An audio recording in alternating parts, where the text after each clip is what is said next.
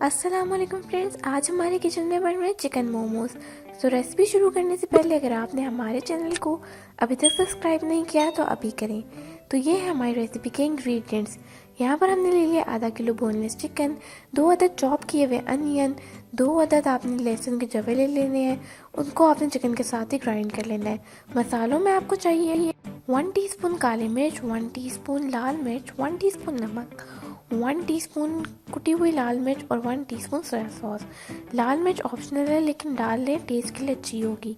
उसके बाद आपने ग्राइंडर के अंदर सारे चिकन बोनलेस को ऐड कर देना है। उसके बाद उसके अंदर आपने लहसुन को ऐड करना है और इसको अच्छे तरीके के साथ आपने ब्लेंड कर लेना है। ये आप देख सकते हैं चिकन का कीमा बन के तैयार है। उसके बाद आपने पैन में बिल्कुल थोड़ा सा ऑयल लेना है। यहाँ पे मैंने 2 टेबलस्पून ऑयल लिया है। उसके अंदर आपने शामिल कर देना है प्याज। प्याज को आपने थोड़ा सा गोल्डन ब्राउन करना है ताकि प्याज का टेस्ट अच्छे से हमारे मोमोज में आ जाए।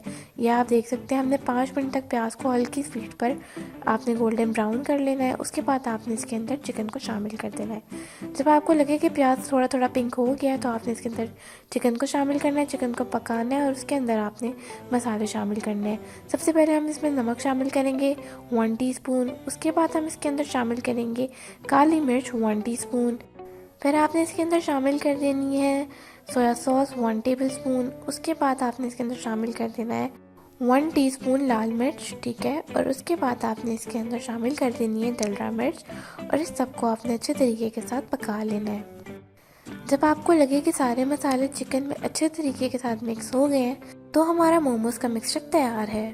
अब चलते हैं मोमोज की डो की तरफ। तो उसके इंग्रेडिएंट्स हैं 3 कप मैदा, 1 टीस्पून आपको चाहिए नमक, 3 टेबलस्पून आपको ऑयल चाहिए और साथ में हस्बे ज़रूरत पानी चाहिए। मैदे में सबसे पहले आपने नमक शामिल कर देना है 1 टीस्पून। उसके बाद आपने 2 टेबलस्पून इसमें ऑयल शामिल कर देना है और उसके बाद ऑयल और आटे को आपने अच्छे तरीके के साथ आपस में मिक्स कर लेना जैसे मैं कर रही हूँ। उसके बाद आपने पानी को हस्बे ज़रूरत शामिल करते जाना है और इसकी एक नरम सी डो आपने गूंद लेनी है। जिस तरह आप आटा गूंदते हैं बिल्कुल वैसे ही आपने इसकी भी एक डो बना लेनी है। ये आप देख सकते हैं ना, डो ज़्यादा सॉफ्ट है ना ज़्यादा सख्त है।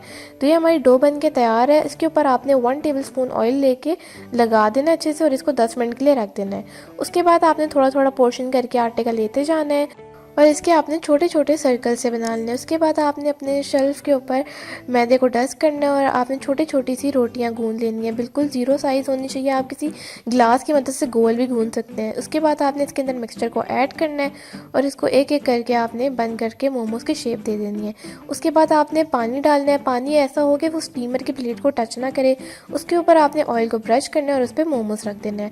तो ये हमारे मज़ेदार से मोमोज़ बन के तैयार हैं। आपने ये रेसिपी ज़रूर ट्राई करनी है और मुझे अपना फीडबैक ज़रूर देना है। Thank you for watching. Allah हाफिज़।